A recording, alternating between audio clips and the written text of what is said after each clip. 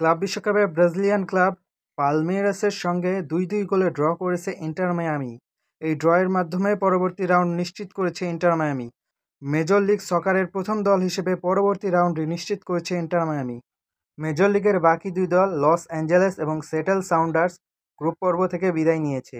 ম্যাচের শুরু থেকেই নিজেদের আধিপত্য বিস্তার করে ইন্টার মায়ামি। সেই সুবাদে ম্যাচের ১১তম মিনিটে নিজেদের প্রথম গোলটি পেয়ে যায় ইন্টার মায়ামি। ইন্টার মায়ামির হয়ে প্রথম গোলটি করেন অ্যালান ডে। তারপর ম্যাচে ফেরার চেষ্টা করে ব্রাজিলিয়ান ক্লাব এবং ১-০ গোলে এগিয়ে থেকেই বিরতিতে যায় ইন্টার মায়ামি এবং পালমেইরাস।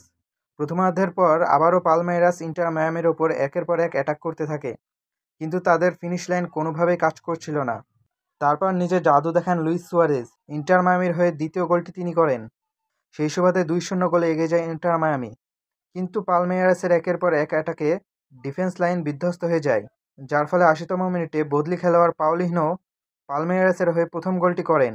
তখনই ম্যাচে ফেরার আভাস দেয় পালমেইরাস।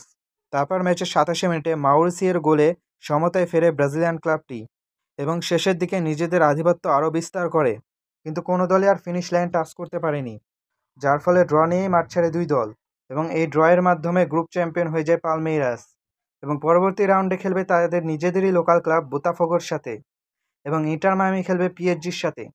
লিওনেল মেসি পিএসজি ছাড়ার পরেই প্রথম তাদের মুখোমুখি হতে যাচ্ছে।